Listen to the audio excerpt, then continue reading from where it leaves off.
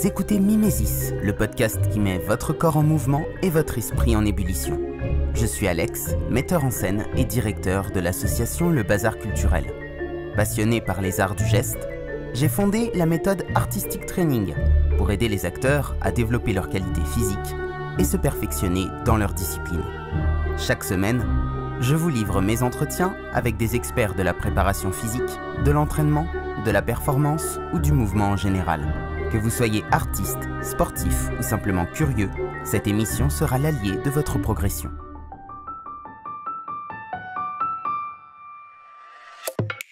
Bonjour à tous, bienvenue dans un nouvel épisode de Mimesis. C'est comme toujours un plaisir de vous retrouver.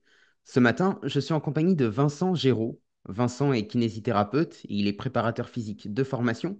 Il a pratiqué le judo, la natation, le football, puis il a été vers les arts martiaux et le mouvement de manière générale, ce qui l'a plutôt passionné. Il s'est formé auprès d'experts comme Ido Portal, Charles Poliquin, André Spina et d'autres pendant plus de 10 ans. Aujourd'hui, il propose des accompagnements holistiques et des stages autour de l'entraînement, de la neurologie fonctionnelle et de la nutrition. Bonjour Vincent, comment vas-tu? Bonjour Alex, ça va très très bien. Je suis très content de faire ce podcast avec toi. Donc, j'espère qu'on va donner plein d'informations pour que les gens puissent en profiter au max. J'ai hâte de commencer. Eh ben, j'en suis sûr, merci à toi d'avoir accepté cette invitation. Avant toute chose, est-ce Merci que à la toi. présentation que j'ai faite de toi te convient? Ouais, très bien. Très très bien. Écoute, il n'y a pas grand-chose de plus à rajouter. Ça correspond bien effectivement à mon quotidien et à vraiment cette passion qui m'anime un petit peu autour de l'humain en général, du corps, de la physiologie et du mouvement. Et du coup, en fait, un peu comment j'ai tissé ces différentes choses entre elles, que ça soit au niveau de la kiné, de la préparation physique ou un petit peu sur des domaines connexes comme la nutrition ou tout ce qui est notamment approche neurologique. Donc on est bien, on est bien. Si tu étais un livre, Vincent, quel livre est-ce que tu serais? Alors écoute, celle-là, elle est facile pour moi, c'est La Horde du Contrevent. Je sais pas si ça te parle, mais c'est un livre d'Alain Non. Damasio. Oui. Voilà, donc ce livre pour moi c'est juste une référence et voilà, c'est pour ceux qui s'ils l'ont pas lu ou qui connaissent pas du tout, l'idée c'est de raconter en fait l'épopée sur un monde en fait qui est parcouru par un vent très important en fait qui souffle. C'est une horde avec composée de plusieurs personnages qui vont remonter jusqu'à l'origine de ce vent. Et en fait, la force de ce livre, c'est que c'est hyper épique, c'est hyper bien imaginé, et c'est surtout que en fait, tu vis tour à tour l'aventure à travers le point de vue des différents personnages, ce qui donne un livre d'une richesse incroyable. Et franchement, c'est un auteur français et c'est un gars qui a peu écrit, mais que des pépites à chaque fois et qui a été quasi directement propulsé au niveau des chefs-d'œuvre de la science-fiction. Donc c'est vraiment un livre que tout le monde devrait avoir lu dans sa vie. Et par rapport au mouvement, je trouve par rapport à la quête du mouvement, on peut voir quelques parallèles. Si tu étais un film, Alors le film, j'avais hésité avec, j'avais de mettre Fight Club pour le petit côté, la critique sur la société, un petit peu sortir du cadre, etc. Mais je crois que Matrix, on va s'arrêter au premier par contre, mais je crois que Matrix pour le petit côté, tu vois, mouvement, le petit côté prendre la pilule rouge et en fait sortir en fait d'un monde préfabriqué où on te dit, écoute, à partir de 30 ans, oublie, tu peux plus bouger, de toute façon, il faut attendre la mort. Il te reste que ça à faire sur le plan physique. Bah là, en fait, tu t'aperçois quand tu rentres dans quand justement tu veux bien élargir ta pratique, que en fait c'est merveilleux et que justement il y a plein de choses de l'autre côté de la matrice qui attendent. Donc ouais, Matrix. si tu étais une époque, Eh ben écoute, l'époque actuelle, en fait, je me dis toujours qu'on fantasme beaucoup sur les autres époques, mais qu'on les a pas vécues et que du coup, l'image qu'on s'en fait peut toujours être pas mal détournée. Donc, je trouve que l'époque actuelle est déjà suffisamment riche en challenge et qu'elle me va bien en fait. Donc, je vais rester sur l'époque actuelle. Alors, celle-là, elle m'a donné à penser aussi. Écoute, j'avais lu le bouquin bien avant la sortie du film et du coup, le film a redonné une petite popularité au livre, mais c'est Dune. Et la citation, c'est le dormeur doit se réveiller. C'est le duc, du coup, le duc qui dit ça à son fils, donc Leto Atréide qui dit ça à son fils Paul Atréide. Et je trouve que la citation est puissante, pardon, dans le sens où, en fait, il lui dit ça, il lui dit, le dormeur doit se réveiller dans le sens où il y a quelque chose d'enfoui dans chaque être humain qui dort et qui à un moment en fait doit remonter à la surface, doit se réveiller pour arriver à un plein potentiel. Et je trouve que ça représente bien le fait que beaucoup de gens peuvent traverser leur vie sans finalement suffisamment de prise de conscience, en s'endormant un petit peu, et que si justement tu te donnes des fois dans la difficulté la peine de passer certains caps, bah, des mondes s'ouvrent devant toi et qu'il y a vraiment besoin de prendre justement de s'élever un petit peu en termes de réflexion, en termes de conscience sur plusieurs domaines qui au final te rendent la vie plus belle. Donc voilà, le dormeur doit se réveiller. Et si tu étais une créature légendaire? Celle-là, ça est pas mal aussi. Et comme je préfère aussi sur celle-là être les deux pieds dans la réalité, je vais te dire un papa à la hauteur. Ça va te plaire, ça. Parce que Ouais. je suis aussi dans la bio, là, je suis aussi le papa d'une petite fille de 4 et d'un petit garçon de 2 ans. Et écoute, je trouve que franchement, c'est le truc ou un des trucs les plus durs que j'ai fait dans ma vie. Gérer des enfants éduqués, toujours être à la hauteur parce que eux, ils te voient tous les jours. Ouais, au niveau légendaire, je trouve qu'un papa vraiment à la hauteur, ça peut être une créature assez légendaire. Ouais, tu m'étonnes surtout par les temps qui courent. Alors, toi qui as plusieurs pratiques de mouvement, qui as exploré plusieurs choses au cours de ta vie, j'avais envie de te demander, pour commencer, est-ce qu'il y a une qualité intrinsèque, un dénominateur commun à toutes les pratiques du mouvement que tu as pu explorer? Quelque chose que dans chacune des disciplines dans lesquelles tu as été, tu l'as retrouvé? Ouais, bien sûr. En fait, c'est tout l'intérêt du mouvement que d'arriver à trouver justement les passerelles entre disciplines. Et si je dois te donner, j'en ai deux en fait, deux qui sont assez évidentes. Mais je te dirais que la première qui m'est venue à l'esprit quand tu m'as posé la question, c'est la coordination, tout simplement. C'est-à-dire que c'est une qualité transverse, c'est-à-dire que quoi que tu fasses, même dans un truc aussi, même quand tu fais finalement, j'allais te dire quelque chose d'aussi basique que par exemple une flexion de bras juste plié pour faire des biceps, tu vas gagner quelque part en coordination au niveau de ta coordination musculaire, euh, des muscles qui plient le bras. Donc, tu as déjà ce petite coordination et tu peux décliner ça après avec des coordinations qui ont plus une pression temporelle, par exemple de timing. Si tu fais de l'haltérophilie, il va falloir que tu te places sous la barre au bon timing pour la réceptionner, pour être bien sur les appuis, etc. Et tu peux aller de ça, en fait, de quelque chose de simple à quelque chose de plus en plus complexe où on pourrait aboutir, par exemple, à des formes d'art type la danse. Honnêtement, en termes de coordination, pour moi, c'est une des références. Ce qui est vachement intéressant, c'est que là aussi, il n'y a pas de limite puisque finalement il y a tellement de danses différentes que on pourrait développer énormément sur quelle danse, pourquoi, etc. Mais au final, la coordination est toujours au centre et c'est là où tu vas retrouver de manière intéressante, par exemple, sur une différence entre des fois une préparation physique où tu vas voir sur quelques exercices des gens être assez brillants ou être assez performants et par contre ne vont pas nécessairement transférer ça sur soit leur activité artistique, soit leur activité sportive.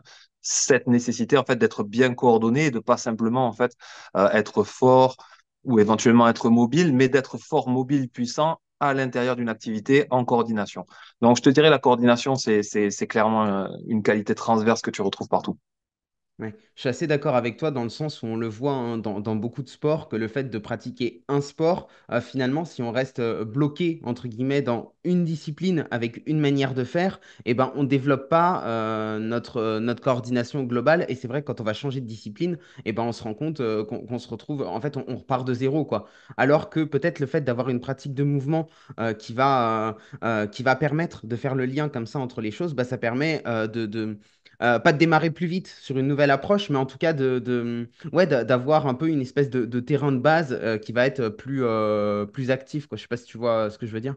C'est exactement ça, en fait. Si tu veux, en fait, c'est l'apprentissage je sais pas si tu connaîtras ou si les gens qui nous écoutent connaîtront, mais c'est des théories de l'apprentissage moteur, donc notamment l'approche écologique ou l'approche, ce qu'on appelle la théorie des systèmes dynamiques, qui dit qu'en fait, tu crées comme des points de repère de coordination dans différents domaines qui font que quand tu as exploré large, tu as plusieurs coordinations auxquelles tu peux faire appel et tu peux en fait déduire d'une coordination à une autre et tu seras moins perdu que quelqu'un qui s'est hyper spécialisé ou quelqu'un qui a jamais abordé ça, tu vois. Donc en fait, tu viens puiser dans ton répertoire, tu crées un répertoire, tu l'enrichis. Moi, c'est ce que j'appelle, si tu veux, la, la coordination générale, finalement, le mouvement, c'est une sorte de coordination générale. Tu as de la préparation physique générale, tu as de la préparation physique spécifique à ton activité artistique ou sportive, et tu as pareil une coordination générale, et tu as une coordination spécifique à ton activité. Et le fait, si tu veux, d'arriver à avoir une meilleure coordination générale peut des fois avoir un transfert très positif sur ta coordination spécifique. Je te donne juste un exemple parce que je le trouvais merveilleux. Il y a des études qui avaient été faites à l'époque, par exemple, sur le fait qu'ils prenaient des lanceurs de poids, donc des gens qui doivent générer une certaine puissance en rotation. Et en fait, ils leur faisaient faire un truc, ils leur faisaient faire des pirouettes de danse classique. Et en fait, le fait d'aborder la rotation, ce même concept de rotation, mais d'une autre manière, dans une autre discipline, etc., leur permettait d'avoir quelques gains en termes de coordination quand ils revenaient eux-mêmes dans leur propre discipline. Donc c'est là où tu vois que justement, à l'épuiser dans des domaines connexes, quand il y a un brin de similarité entre les deux disciplines, ça te permet justement d'enrichir et de pas rester trop spécialiste et trop pauvre par rapport à la richesse des pratiques. Ouais, ouais, il y a une vraie transférabilité dans tout ça, quoi. Moi, ce que j'aime bien dans ce que tu dis autour de la Complètement. coordination, c'est que contrairement à d'autres qualités physiques, elle fait pas peur. Je vais expliquer un peu ce que je veux dire, c'est que Complètement je vais d'accord avec prendre toi. le cas d'un artiste qui fait pas du tout de travail de force parce que le côté sportif l'intéresse pas, etc. Tu lui parles de force, tu lui parles de vitesse, tu lui parles d'endurance, c'est peut-être des qualités qui vont pas l'intéresser. La coordination, elle est intéressante et puis tu as moins cette notion de encore que c'est à nuancer, mais tu as moins cette notion de se dire on peut pas la développer. Tu vois, la force, peut-être que, comme tu disais tout à l'heure, on a la croyance, dans notre tête, on se met la croyance limitante de dire, je sais pas, à partir de 30 ans, c'est plus compliqué de développer sa force. La coordination, tu as peut-être moins ce regard négatif dessus, où tu vas te dire, bah, ça y est, je peux plus, c'est plus pour moi. Et du coup, je trouve ça intéressant parce que peut-être que ça peut être aussi une porte d'entrée pour des personnes qui sont pas du tout, qui n'ont pas du tout d'activité physique. Qu'est-ce que tu en penses?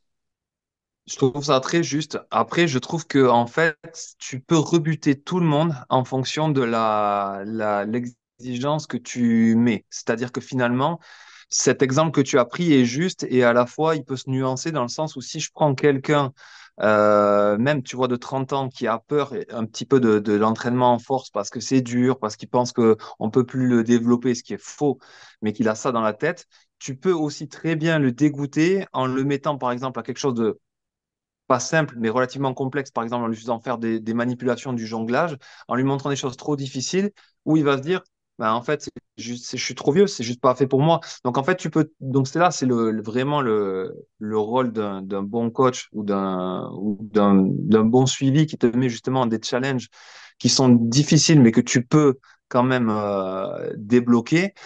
Et en fait, derrière, je pense que ce que tu disais, et ça c'est important, c'est d'avoir une analyse suffisamment fine du profil de la personne que tu as en face de toi. Et du coup, de te dire, OK, si lui, il a une formation, un parcours plus artistique, je vais peut-être pas arriver directement, on va pas faire du squat, on va pas faire des trucs, tu vois, où il aura l'impression d'être à la salle de muscu, mais plus, on va mettre une contrainte de force dans sa pratique. Et si tu regardes, par exemple, je sais pas si on prend la danse contemporaine ou si on prend la capoeira ou même le break, etc., de temps en temps, tu vas pouvoir, en ralentissant, en modifiant certains paramètres, vraiment être dans un travail complètement de force, mais où la personne n'aura pas nécessairement l'impression, justement, d'être à la salle en train de faire des flexions de bras ou ce genre de choses. Donc, en fait, c'est arriver à l'amener tout en gardant, toi, la maîtrise sur ce que tu veux amener à ton élève. Parce que moi, souvent, ce que je dis, c'est il faut s'adapter, mais à la fois, moi, mon rôle, c'est de déceler le maillon faible chez les gens. Donc, si par mon expérience, j'arrive à voir que ce qui te limite dans ta pratique, c'est d'abord un blocage en force ou en mobilité, etc., fais-moi confiance et donne-toi quand même la peine de travailler ça, même si ça t'est un petit peu difficile au début, parce que tu vas voir au bout d'un moment le transfert, les améliorations. Et souvent, c'est des fois dans ce qu'on n'aime pas qu'on a aussi le potentiel d'amélioration le plus important, puisque par définition, comme on l'aime pas, on la peut travailler. Donc, il faut toujours, tu vois, avoir cette approche nuancée entre, OK, je comprends d'où la personne vient. En fait, finalement, cette discussion et ce contrat, OK, je comprends d'où tu viens, je comprends tes objectifs. Moi, je t'amène ce que j'ai à t'amener. Fais-moi confiance et tu verras, dans peu de temps, les choses vont aller dans le bon sens. Mm. Il y a une notion là-dedans qui nous manque, et justement, ça fait une très très bonne transition, c'est celle de jeu. la notion de jeu. Ouais. En quoi est-ce qu'elle est importante pour toi dans le mouvement et qu'est-ce qu'elle apporte le fait bah voilà, de faire quelque chose qui soit ludique, qui nous donne envie, qu'est-ce que ça vient changer pour la personne qui pratique? Elle est importante parce que ça amène un intérêt renouvelé, en fait. Ça amène, si tu veux, ça évite la lassitude que tu retrouves dans énormément de pratiques où au bout d'un moment, tu vas avoir des gens qui vont arrêter de venir parce que finalement, c'est toujours pareil, parce qu'ils n'arrivent plus à rajouter 1 kilo à chaque exercice qu'ils font et que ça les saoule, en fait. Donc, en fait, en fait, on est fait pour jouer, on apprend en jouant et c'est extrêmement intéressant. Moi, je le fais souvent en stage ou même avec des gens. Quand tu proposes des approches ludiques, tu as des gens qui arrivent, des gens très sérieux dans le travail et qui, d'un coup, tu vas voir qu'ils redeviennent comme des gamins avec des sourires, etc., se surprendre. Et cette variabilité, en fait, qu'amène le jeu avec le fait d'être tout le temps surpris, parce que par définition, tu vas souvent travailler, ne serait-ce qu'en interaction avec un autre partenaire, ou même tu vas travailler tout seul, mais tu vas essayer toi-même de te surprendre en faisant des choses très peu stéréotypées, des choses qui changent tout le temps. En fait, elle va t'amener au niveau cérébral une capacité de focus sur l'élément qui va te permettre d'aller beaucoup plus intensément et qui va aussi te détourner des fois de du simple fait que c'est dur. Par exemple, si tu fais de la force, il y a un moment, si on prend un exemple pour que ça soit parlant, si on, par exemple, tu travailles sur ta force de tirage, tu peux faire de la force et des tractions, tu vas faire des tractions lestées, tu vas essayer de faire des progressions vers les tractions à une bras, ou tu vas faire de l'escalade. La différence, c'est que l'escalade, à un moment, ça peut être très fun dans le sens où on change dans les salles d'escalade régulièrement ou de bloc les prises. Et donc, tu vas te régaler à essayer de résoudre un nouveau problème et tu vas forcer, mais pour toi, ça va être dans le jeu. Et finalement, ça va enlever une partie de la difficulté que peux ressentir en termes de perception de l'effort qui va te limiter, parce que ça, c'est très bien décrit dans les neurosciences. C'est-à-dire que par contre, quand tu vas faire ta traction, il y a un moment, tout ce sur quoi tu vas te concentrer, c'est les bras qui tirent, qui font mal, c'est la main qui va lâcher. Et en fait, ça va faire que de temps en temps, quand tu compares, et c'est extrêmement intéressant, eh ben, tu te retrouves avec par exemple, bah ouais, des bons grimpeurs, des mecs qui ont développé les tractions à un bras sans jamais vraiment vouloir travailler sur la traction à un bras, mais qui te font 5 tractions à un bras comme ça parce que eux, en fait, ils grimpent et ils ont développé ça en s'amusant au fil de leur pratique.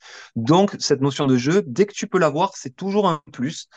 Après, à mon avis, c'est quelque chose aussi à combiner parce que de temps en temps, il y a aussi une part à réserver à la pratique où tu travailles sur ton point faible tranquillement dans ton coin et c'est pas nécessairement à exclure.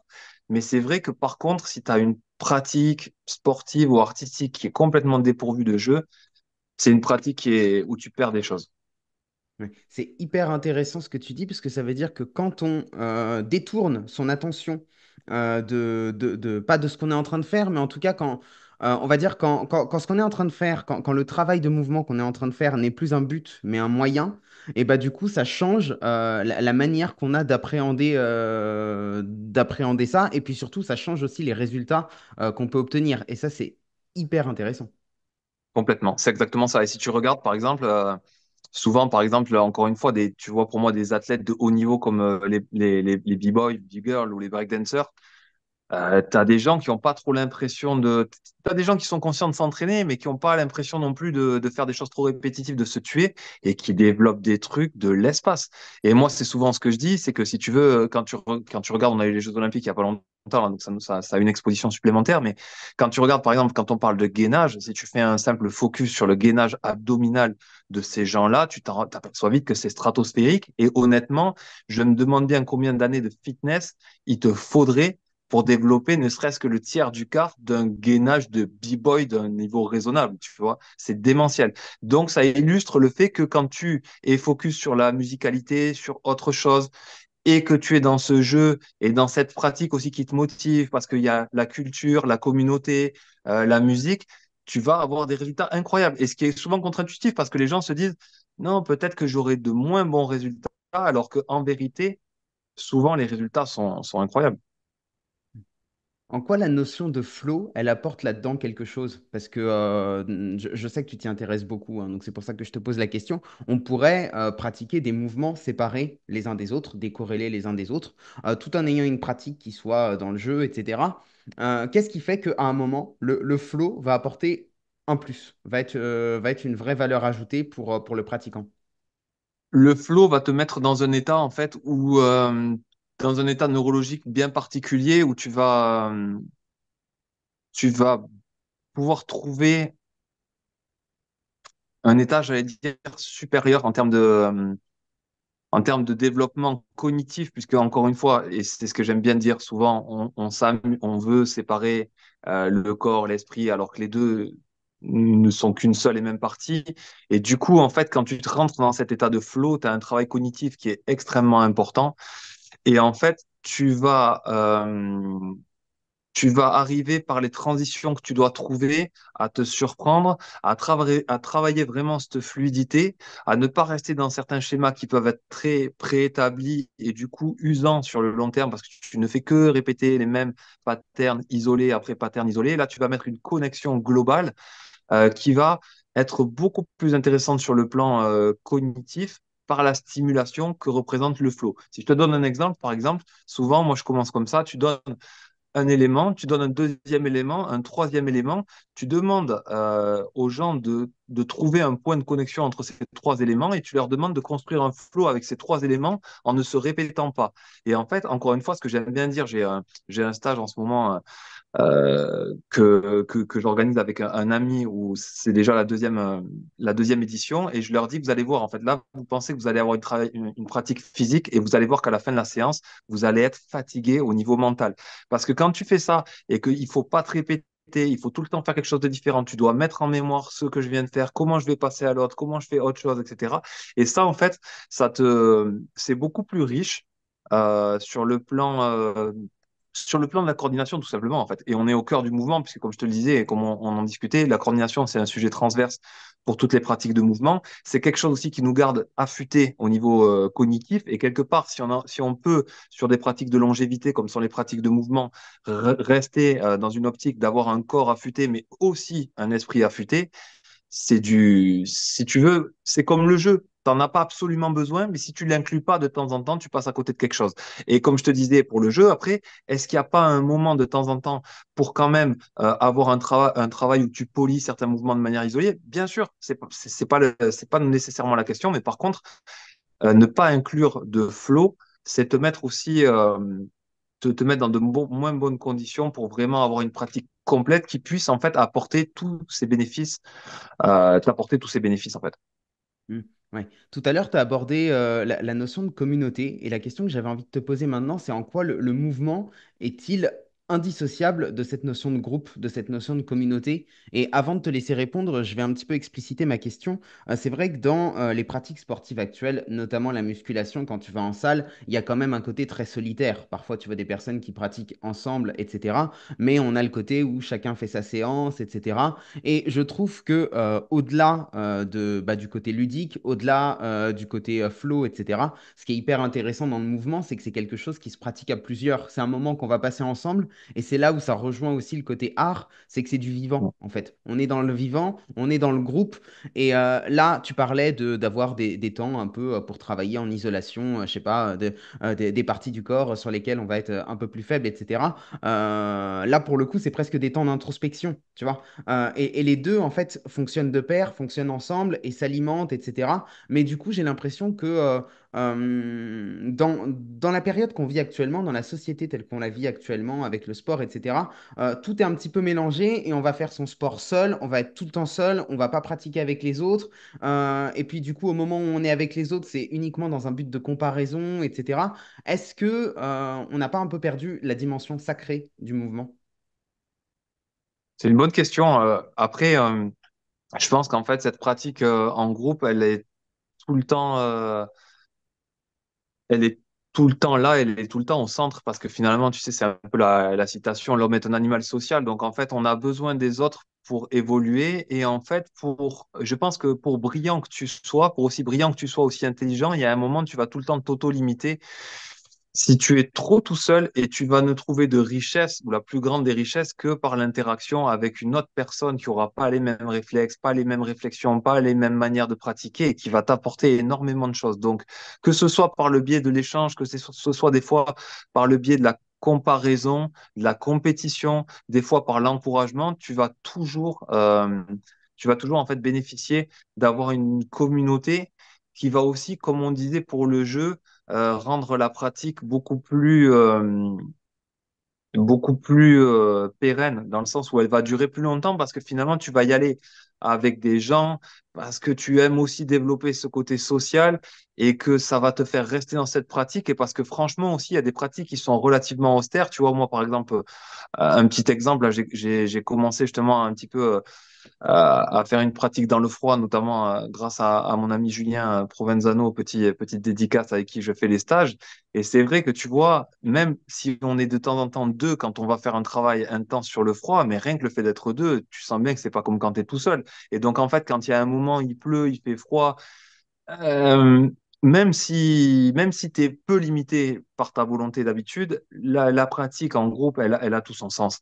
Et, euh, et vraiment, après, je pense, par contre, il faut vraiment, là aussi, c'est pas une porte ouverte à tout. C'est-à-dire qu'en fait, le groupe peut aussi freiner. Donc, il faut un groupe qu'il faut canaliser. Il faut des gens qui ont des aspirations qui sont plus ou moins les mêmes. Il faut que les gens aillent dans la même direction. Par contre, il est clair que si tu as une équipe qui est sur la même longueur d'onde, le résultat va être multiplié. Et ça, tu le vois sur des compètes. De toute façon, n'importe quel test, par exemple, tu fais un test de force, n'importe quel test de force que tu fasses, tu le fais tout seul dans ton coin ou tu le fais avec des gens qui sont à côté et qui t'encouragent, tu vois, Ah, c'est les pas la niveaux de même chose. force, c'est ça, c'est sur un truc aussi basique que ça, tu as déjà des niveaux de force qui n'ont rien à voir. Et tu as, le même genre t'as le même genre d'étude avec la musique. Tu vois, pourquoi les gens finalement des fois mettent des casques, mettent des trucs ou quoi? Parce que en fait, si tu as ta musique que tu préfères, qui vient au moment où tu fais ton truc, etc., eh ben, tu vas avoir peut-être ces 5-10%, etc., qui vont faire une différence. Donc, en fait, pourquoi passer à côté de quelque chose qui peut faire une différence dans le bon sens? Je vois pas l'intérêt. Et comme tu disais, en plus, c'est notre nature profonde. Donc, finalement, si on peut prendre soin de notre esprit, prendre soin de notre corps, et en même temps développer des interactions qui vont être durables avec d'autres gens qui font partie de la même société que nous, en fait, finalement, je veux dire, quelles sont les bonnes raisons de se passer de quelque chose comme ça? Finalement, aucune, tu vois. Mm. Ouais, mais c'est là où ça rejoint presque une dimension qui est quasi politique, quoi. C'est-à-dire que le fait d'avoir des pratiques qui sont complètement séparées, à aucun moment, en fait, on peut faire communauté, parce que c'est dans ces moments-là où on se retrouve, où on pratique ensemble, etc. Et donc, en fait, c'est hyper important pour créer du lien entre les gens et puis pour créer un socle solide de communauté, de groupe, etc. Et en fait, ces moments-là, j'ai l'impression qu'on on les a plus aujourd'hui, tu vois. Alors, il y a une citation de Pierre Rabhi que tu connais peut-être, qui est assez Ouais. connu, qui dit certains d'entre nous se rendent dans des casernes pendant que d'autres travaillent dans de petites ou dans de grandes boîtes. Même pour nous divertir, nous allons en boîte. Et comment dans nos caisses, bien sûr, il y a même les boîtes à vieux en attendant la toute dernière boîte. Est-ce que on n'a pas comme ça comment dire une philosophie, j'ai envie de dire ouais, une philosophie comme ça de la boîte où tout est séparé. On fait du sport dans des salles de sport, on fait de l'art dans des salles de spectacle. Tout est comme ça compartimenté. Est-ce qu'il ne faut Par pas exemple. aussi sortir de ça? Si, bien sûr, ouais. Je pense que tout est, comme tu dis, en fait, on veut cloisonner les choses parce que finalement, ça nous paraît plus simple. C'est aussi notre manière, je pense, profonde de réfléchir et de faire des raccourcis pour pas trop avoir tu vois, à comprendre. C'est comme quand quelqu'un te dit un boulot, t'aimes bien qu'il te dise je fais ça et comprendre de suite et que son boulot soit pas trop compliqué, qu'il fasse pas de choses parce que sinon t'es perdu. Et finalement, quand tu commences à dire que tu fais du sport, si déjà tu dis sans parler de mouvement, parce que moi, j'ai renoncé à expliquer ce qu'était le mouvement, tu vois, ça me prenait trop de temps. Donc en général, c'est pour ça notamment que j'ai Instagram notamment, où je dis, allez voir ma page Instagram, c'est plus simple. Mais si tu commences à dire à quelqu'un, je fais du handball, mais je fais aussi du foot, ou alors que tu prends deux extrêmes opposés, par exemple, je sais pas, je fais un truc de très sportif, je fais de la muscu, où tu vois que tu as une certaine masse musculaire, et après tu dis, et j'adore la danse contact. Et alors là, la personne en face, tu vois, elle va partir, elle va dire, attends, c'est pas possible. Il y a un mec qui fait de la muscu, de la danse contact, je comprends plus, là, tu vois. Donc, en fait, en fait, tu vois, c'est toujours pareil, c'est ces frontières arbitraires qu'on trace. Et comme on disait, corps, esprit, art, sport, il n'y a pas de frontières. Et c'est pour ça, de temps en temps, en fait, tu as une fibre artistique, tu as des choses, comme on disait, tu vois, un peu plus tôt, tu as des choses à respecter pour comprendre psychologiquement d'où vient la personne, émotionnellement, etc. Mais finalement, quand tu pousses au sol en danse contemporaine, c'est une force au sens newtonien, physique, très, très scientifique de la chose. Et ça enlève rien, en fait. Tu vois? Donc, en fait, de temps en temps, et c'est bien le côté du mouvement, ce que tu disais, de faire tomber ces frontières arbitraires et ces cloisons arbitraires pour justement, en fait, remettre en fait, le principal au centre du débat. que ce soit dans les qualités qu'on traverse ou dans les qualités humaines, tu vois, où il faut pas cloisonner, quoi. On est toujours plus efficace en groupe. Mais tu m'as fait rire là parce que je t'avoue que je suis un peu dans la même optique que toi. Moi, j'ai perdu l'objectif d'expliquer aux gens ce que je fais, tu vois. Je donne des bribes et puis après, chacun se débrouille Tu avec vois, ça parce que c'est trop c'est ça. compliqué. C'est une galère. Et puis C'est les une gens se galère. disent, mais Parce tu que fais pas trop de trucs? Tu pars pas un peu dans toutes les directions? Ouais, non, c'est bon, laisse tomber. Et c'est là où tu t'aperçois que c'est extrêmement intéressant, tu vois aussi, parce qu'en fait, à un moment, en fait, je me disais, putain, je suis pas assez bon, en fait, j'explique pas assez bien, en fait, tu vois. Donc, chaque fois, tu te Ouais, remets en question, tu te dis, c'est moi qui ai un problème avec les mots, faut que je réfléchisse, faut que je réfléchisse. Et en fait, limite, tu t'écris un discours ou quoi, et en fait, tu t'aperçois que c'est beaucoup plus parlant de faire ne serait-ce que 30 secondes de démo parce que, en fait, en te voyant faire, les gens, ils disent, ah ouais, ok, ouais, ouais. Alors là, ils te mettent eux dans leur catégorie qui leur parle à eux. exactement. Ouais. À dire, bah, en fait, Ouais. toi, tu fais ça. Hein, et toi, tu sais que tu fais pas du tout ça. Mais, et comme je dis, tu vois, une image vaut mieux que 1000 mots parce que, en fait, il y a des choses qui sont très, très difficiles à décrire. Et en fait, il faut pas nécessairement le décrire parce que finalement, il y a aussi ce truc qui fait que à partir d'un certain niveau de pratique ou d'investissement dans une discipline, il y a des choses qui vont devenir évidentes pour toi, mais il faut comprendre que tu as des gens justement qui, par exemple, si tu viens d'un milieu sportif, ont aucune fibre artistique, si tu viens d'un milieu artistique, qui ont aucune fibre sportive, et que du coup, tu peux pas leur demander comme ça de prime abord de saisir directement en fait un petit peu toutes les subtilités ou tout ce que toi tu voudrais exprimer. Donc, en fait, il faut le prendre très cool, utiliser justement quelques raccourcis, beaucoup montrer, beaucoup avoir, je pense, les supports comme on a, comme les réseaux sociaux qui font un bon boulot sur ça pour faire des belles cartes de visite que tu peux après, entre guillemets, distribuer comme ça si tu vois un intérêt, quoi. Justement, j'allais te poser la question suivante maintenant qu'on a bien défini le fait que la communauté, le vivant, tout ça, c'est important. La question que j'avais envie de te poser, qui est plus une réflexion presque philosophique, c'est bah, quel est le rôle des réseaux sociaux là-dedans? Parce que bah, on est dans une société qui se digitalise et moi, je t'avoue que j'ai pas la réponse encore. Je réfléchis, je me cherche encore beaucoup par rapport à ça. J'ai envie Ouais. d'avoir ce lien très vivant avec les gens. D'un autre côté, effectivement, on peut pas faire sans Internet. Là, tu vois, c'est même bah, Internet qui nous permet d'être en lien aujourd'hui. Comment est-ce que toi, tu vois, par rapport à cette société qui se digitalise de plus en plus, comment est-ce que tu vois aussi notre rôle et la place que doivent prendre, bah, j'ai envie de dire, les gens comme nous qui ont envie d'avoir une pratique peut-être un peu à la marge de ce qu'on trouve, par ailleurs? Ouais. Bah, question fondamentale et comme tu dis, vraiment au centre de notre époque, je pense qu'il faut prendre le meilleur de, en fait, pas de chaque monde parce que le meilleur du monde physique, on le connaît déjà depuis longtemps. Donc celui-là, il faut le garder parce que on voit quand même à quel point on a besoin de contacts non digitaux, non numériques. Et je pense que par contre, le monde numérique a énormément à nous apporter tant qu'on est capable de garder la main sur ces outils numériques. Donc en fait, comme tu l'as dit, moi je l'ai vécu aussi beaucoup dans le passé. Euh, enfin, les réseaux sociaux, Internet en général m'a permis de faire des rencontres formidables et d'aller côtoyer des gens que j'aurais jamais côtoyés. Donc évidemment que c'est une chance. Et donc il faut surfer sur ces chances-là, sur ces facilités de connexion, tu vois que mettent ces outils à notre disposition. Mais il faut toujours en fait équilibrer et euh, garder en tête ce qui est important. Donc, c'est ça, c'est chacun qui doit le voir. Mais moi, je sais que j'ai besoin d'avoir une pratique physique et je sais que j'ai besoin d'avoir une pratique à un moment avec des gens. Maintenant, Internet et les réseaux sociaux m'autorisent et me permettent de toucher plus de gens. Donc, tant mieux, je le fais pour à un moment pouvoir me rapprocher et pouvoir arriver à côtoyer ces gens dans le physique. Et franchement, c'est génial parce que j'ai déjà eu des gens qui me connaissaient depuis longtemps, qui sont venus me voir en stage. Et quand tu rencontres, en fait, là, c'est là où tu vois que tu peux justement passer de l'écran au physique. Et en fait, il y a pas nécessairement d'opposition. Tu peux clairement délivrer une qualité de message à une audience sur laquelle en physique tu serais extrêmement limité. Donc, il faut juste prendre les bonnes manières d'utiliser ça. Et en fait, finalement, c'est comme finalement, c'est une addiction. Donc, comme n'importe quelle addiction. Il faut juste pas tomber dans cette addiction où, en fait, à un moment, tu te sens obligé de tous les jours regarder le fil jusqu'au bout.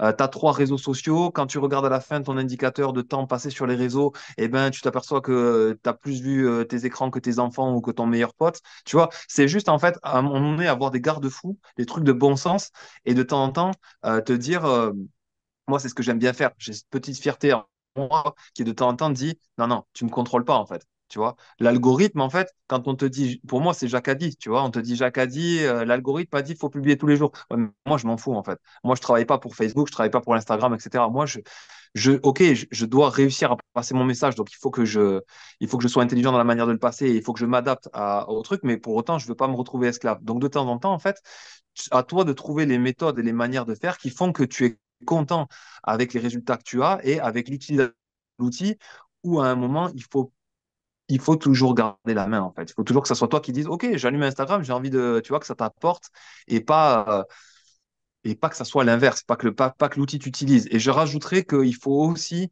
te rendre compte des limites qu'ont, donc déjà sur le partage, sur, à mon avis, la connexion, la profondeur de connexion, où tu te rends compte quand même qu'à un moment, le digital, c'est quelque chose, mais que ça remplacera jamais la profondeur de connexion que tu peux avoir en physique. Donc déjà, ça, c'est un truc. Et même, tu vois, moi, pour en avoir fait l'expérience sur un autre point récemment, c'est que il y a un moment, c'est pas si je m'étais généré une fausse excuse, mais par exemple les réseaux, je disais ouais, j'apprends plein de choses, je suis tel compte et tout, c'est super intéressant, j'apprends des choses, donc c'était ça mon excuse. Mais en fait, l'information est toujours très biaisée puisque maintenant, tu sais, c'est très marketing, c'est très court format, etc. Donc finalement, il faut faire très attention à ce que tu apprends. Et là aussi, tu t'aperçois que l'apprentissage que tu peux avoir sur certains formats peut-être ne remplacera pas nécessairement ou même jamais une formation complète qui va en profondeur dans le sujet, un livre. Donc, en fait, c'est juste un outil. Il faut le prendre pour ce qu'il est et pas plus. Mais une fois que tu as mis l'outil à sa place, ça reste un outil. C'est juste tu l'utilises ou tu l'utilises pas. Et finalement, si tu le prends pour le positif, bah, tu t'en viens juste à avoir un truc de plus qui va dans le bon sens. Donc, je pense que c'est vraiment comme ça qu'il faut le voir, quoi. Dans ta propre pratique du mouvement, est-ce que le côté artistique t'intéresse? Est-ce que la beauté du mouvement, c'est quelque chose qui t'intéresse ou pas? Bien sûr, c'est quelque chose qui est aussi au centre parce que quand tu vas faire des choses de temps en temps, tu vas toujours avoir une beauté quelque part. C'est-à-dire qu'en fait, à un moment, tu vas, sans parler, tu vois, par exemple de pratique gymnastique où tu vas avoir un respect de la ligne ou d'autres éléments comme ça en considération. Mais de toute façon, dès que tu vas mettre une caméra en place pour te filmer, avoir un retour sur ta pratique, un retour honnête, parce que encore une fois, souvent, et on rigole souvent avec mes élèves sur ça, tu te fais des idées. Mais dès que tu mets ce moyen en place, tu t'aperçois qu'il y a un souci d'esthétique parce que toi-même, en fait, tu vas te dire, ah ouais, j'avais pas vu que mon bras, il était là. En fait, j'ai l'impression que mon bras, il va pas avec le reste de mon corps. Pourquoi, en fait, à un moment donné, quand je fais telle figure, etc., j'ai une cassure de ligne.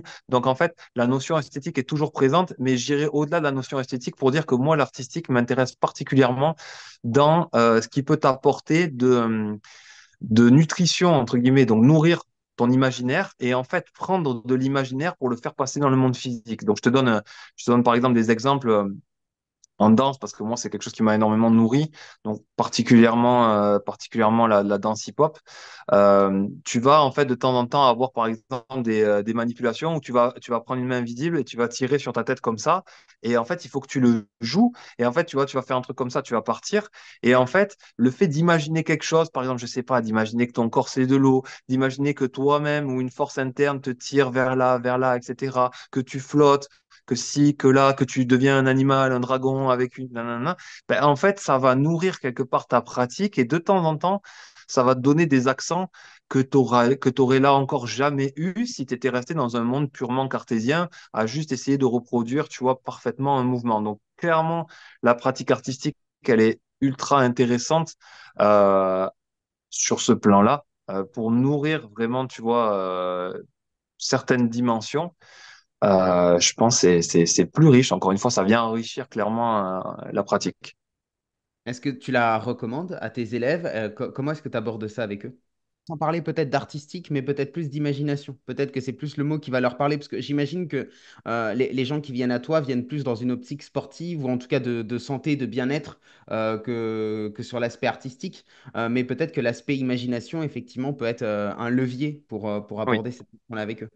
Ouais, tu leur donnes simplement un concept. Tu vois, tu leur donnes. Moi, j'aime bien l'aborder sous forme de concept, de dire, par exemple, ça peut être bête, mais par exemple, tu vas dire, OK, je veux que vous vous déplaciez comme si vous étiez sous un toit mansardé et que vous alliez vous cogner la tête. Donc en fait, tu vois, c'est un truc qui est quasi très terre à terre, mais rien que ça va créer quelque chose chez eux, tu vois. Après, on va partir d'une idée de vague, tu vois, et je veux que cette vague, vous arriviez à la transmettre, et je veux que tous vos déplacements soient coulés, tu vois. Et en fait, tu suggères en fait un concept et tu laisses en fait les choses se manifester. Après, chacun en fait passe le concept au travers de son propre filtre et en génère quelque chose, tu vois, qui est extrêmement intéressant. Et je pense que voilà, je pense que c'est vraiment quelque chose qu'il faut avoir goûté quand tu prétends encore une fois avoir une pratique physique large, une pratique générale de coordination, une pratique générale physique, tu es obligé d'être mis de temps en temps, tu vois, dans certaines nuances qui sont vraiment liées à ce côté artistique. Bah là, dans ce que tu as dit, je vois aucune différence avec le travail que je peux faire à mes élèves sur de l'impro. Quand je les fais se déplacer en impro d'une manière particulière, etc., je leur donne le même type de consigne. Tu vois, marcher, je sais pas, marcher comme si vous étiez sur un sol qui était brûlant, qui était glissant, etc. C'est typiquement le même genre de consigne, quoi. Donc là-dessus, c'est Exactement, exactement. Tu peux avoir tout à fait ce genre de choses et de consignes, en fait. Et ces consignes-là, souvent que tu vas amener une forme de dimension artistique, tu vois. Après, la difficulté de définir exactement ce que chacun entend par artistique et ce que tu veux mettre, toi, dans ton côté artistique. Mais c'est vraiment au cœur du truc. Par exemple, tu vois, pour reprendre un truc, moi, je le fais pas forcément parce que c'est encore quelque chose de peut-être qui va un peu plus loin, mais je trouvais ça extrêmement intéressant, par exemple, sur des pratiques de méditation, tu vois, ou sur des pratiques de mouvement, où tu vas, par exemple, tu vas méditer, tu vas imaginer une scène, et la scène tu vas, alors, l'exercice, par exemple, tu imagines un éléphant dans une salle, tu médites, et dans un premier temps, tu te dis, cet éléphant me fait peur. Tu essaies de focaliser sur ça, et une minute après, tu dis, je suis tellement content de voir cet éléphant dans la salle, et tu focalises sur ça, et tu vois ce que ça change chez toi. Et peut-être une troisième intention que tu vas mettre, c'est euh, euh, cet éléphant m'angoisse. Ou alors, tu vois, enfin, différents types d'émotions où en fait, est-ce que ça change quelque chose au niveau de ton psychisme? Et après, tu vois, refaire l'expérience peut-être en mouvement où tu vas sur des mouvements que tu maîtrises, par exemple un flow, je sais pas, penser à quelque chose qui t'attriste. Et puis derrière, penser à quelque chose qui te met en joie, quelque chose que tu anticipes, tu vois. Ça aussi, c'est quelque chose finalement sur lequel tu peux vraiment travailler. Et à un certain stade, avec des gens qui ont une certaine sensibilité, mais ça peut être hyper intéressant parce que ça peut être un filtre où les gens, en fait, apprennent aussi finalement, tu vois, encore une fois, dans ce voyage, cette découverte de soi, de se dire, en fait, comment je réagis à mes propres filtres et à mes propres émotions, tu vois, si on est encore une fois dans ce domaine de l'artistique. Et même, en fait, en oubliant l'artistique, c'est hyper intéressant, encore une fois, quand tu as des pratiques comme la méditation, basées sur la connaissance, encore une fois, interne, tu vois, d'arriver, en fait, finalement, à te dire, OK, en fait, la même image peut évoquer différentes émotions, différentes choses chez moi. Et tu vois, aborder ça, parce qu'encore une fois, on en revient toujours au même, pas de différence entre le mental, le oui, physique, oui. comment tu peux changer ton état émotionnel et à quel point, encore une fois, tu peux arriver à mieux te connaître et mieux te contrôler sur le plan interne. Oui, c'est ce que j'allais dire, c'est que la gestion émotionnelle, en fait, finalement, c'est pour tout le monde. Et ce qu'on voit, c'est que, comme tu disais tout à l'heure, il y a beaucoup de gens qui n'ont pas de conscience de leur corps dans l'espace. Bah, il y a aussi beaucoup de gens qui n'ont pas conscience des émotions qu'ils ont. Et le fait juste Exactement. de commencer à mettre des mots sur les émotions, de leur faire travailler dessus, et bah, du coup, ça permet aussi bah, de commencer à, pas à prendre du recul, mais si quand même, à avoir ce regard sur ce qui se passe à l'intérieur de nous, sur comment on se sent, etc. Et ça, c'est hyper intéressant et enfin, c'est bien pour tout le monde, quoi. Bah, tu sais, c'est ce qu'on appelle la métacognition, et c'est le propre de l'homme, et c'est ce qui arrive en méditation, c'est-à-dire prendre du recul sur ce qui t'arrive. Tiens, j'ai une pensée. Au lieu de penser, tu te dis, tiens, une pensée arrive. Et en fait, à un moment, quand tu as des pratiques comme ça, suffisamment poussées, c'est plus, tiens, j'ai pété les plombs, c'est, je sens, je sens la colère monter. Je me vois me mettre en colère. Tu vois? Et c'est comme si tu arrivais à détacher et avoir un observateur de ta propre personne qui t'envoie un warning ou qui au moins se voit agir. Tu vas te mettre en colère. Ça va générer une colère chez toi. Et en fait, des fois, c'est ce que je dis souvent aux gens, c'est arriver à créer une distance entre le stimulus et la réaction. C'est-à-dire que tu as des gens, je leur dis, moi, mon exemple, c'est de dire, Vous êtes toujours victime du syndrome de la cape rouge. Moi, j'appelle ça la cape rouge, tu sais, pour le côté le taureau, la corrida. C'est-à-dire qu'en fait, il y a un moment où vous agitez une cape rouge et en fait, la réaction va tout le temps être la même. Vous allez foncer dans la cape. En fait, et toute votre vie, si vous ne changez pas, on vous agitera tout le temps la même cape et vous aurez la même réaction. Vous ne voulez pas changer à un moment si vous avez conscience de ce problème. Et en fait, en partie, ces pratiques-là, elles t'aident à te dire, oh, on est en train de me refaire le coup de la cape rouge là. Est-ce que à un moment, je prendrais pas 30 centimètres sur le côté un peu plus, tu vois, pour arriver à changer justement le côté automatique et le côté, tu vois, des sciences cognitives qu'on appelle comportementales, où à un moment donné, c'est une simple boîte, action, réaction, stimulus, sortie, et qui est tout le temps le même, tu vois. Arriver à justement avoir une richesse et une palette de propositions que tu peux choisir. Et c'est pour certaines personnes, sur certains par rapport à certaines émotions, etc., c'est hyper compliqué. Et encore une fois, il y a des gens, tu vas leur changer leur vie parce que tu vas leur apprendre à mieux contrôler les émotions. Moi, je te parlais des pratiques d'exposition au froid. C'est un truc de fou parce que quand tu vas dans des trucs comme ça, où tu vas dans de l'eau très très froide, où ton corps il te dit je vais mourir, etc., et que tu arrives à reprendre le contrôle au niveau émotionnel, c'est incroyable. Donc, il y a des gens, tu vas changer leur vie en leur faisant mieux prendre conscience, mieux apprendre ça, mieux travailler sur ça. Il y a d'autres gens, tu vas leur changer leur vie parce que à un moment donné, physiquement, ils étaient limités, ils avaient tout le temps peur de se bloquer le dos. Nanana. Et en fait, ce qui est intéressant, c'est que plus tu as d'outils et plus tu as bien travaillé et plus tu es capable de déceler chez la personne en face qui peut le limiter, plus en fait tu peux avoir, comme je te disais, plus en fait tu peux, ça rejoint ce que qu'on dit au début, plus le dormeur peut se réveiller en fait. Plus tu peux avoir un état de conscience qui va vraiment largement au-delà de ce que tu retrouves chez la moyenne des gens. Ouais. Sur le lien aussi entre émotion et conscience corporelle, ce dont il faut parler, je pense, c'est la question du non-jugement, de l'observation et du non-jugement. Ça, on le voit dans les émotions. Tu vois, par exemple, on parlait de cette personne qui va se mettre en colère. Ça nous est certainement tous arrivé de nous voir nous mettre en colère et du coup de nous mettre en colère contre nous parce qu'on est en colère. Ouais, Ou, tu vois, d'être en désaccord avec l'émotion, avec l'état qu'on ressent parce que, en plus, c'est très à la mode avec le développement personnel. Tu sais, on a l'impression qu'il faut tout le temps être bien, tout le temps aligné, machin. Et en fait, quand on est dans une émotion dite négative, on va se juger d'avoir cette émotion négative. Et c'est la même chose avec le corps. Peut-être que toi, tu le constates dans tes cours. Moi, combien de fois je vois dans mes cours des élèves qui me disent, ah non, mais ça, ça m'énerve, j'arrive pas. Ouais, bah c'est un mouvement qui a encore 5 minutes, tu connaissais pas, tu l'avais jamais fait, et là, tu veux tout de suite y arriver. Ok, observe, tu n'y exactement. arrives pas. Prends conscience que tu n'y arrives pas. C'est bien, mais c'est tout. Ça s'arrête là. Observe que tu es en colère. Prends conscience que tu es en colère, mais laisse faire. Exactement.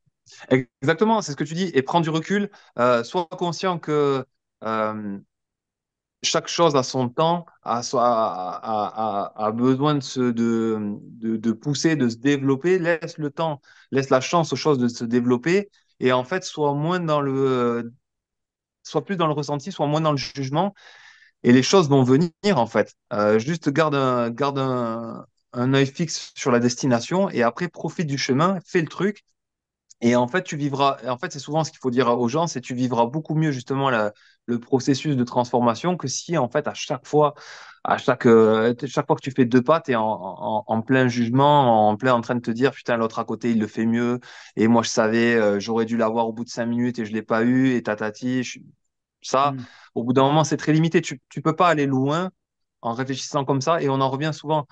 Enfin, on en revient à quelque chose que je dis souvent aussi, c'est la notion de justesse d'état d'esprit. Moi, je parle souvent de ça beaucoup avec mes élèves, c'est ayez le bon état d'esprit, tu vois, et d'avoir ces moments de réflexion, comme tu dis, un peu des fois philosophiques, où tu essayes d'instiller les, les bons réflexes, le bon état d'esprit pour que les gens puissent voyager loin. Parce qu'en fait, il y a des gens, ils se sabotent, en fait. Ils se sabotent, c'est ce que tu dis écrit, c'est-à-dire qu'en fait, le sabotage, c'est eux. C'est pas qu'ils n'ont pas le potentiel, c'est pas que machin, c'est que la croyance limitante, le ci, le là, et c'est déjà fini alors que ça n'a pas commencé. Donc, si tu changes pas chez certains cet état d'esprit, eh ben, c'est compliqué. Alors après, c'est pas toujours facile, mais c'est vraiment leur faire des fois toucher du doigt ça, c'est aussi capital, quoi.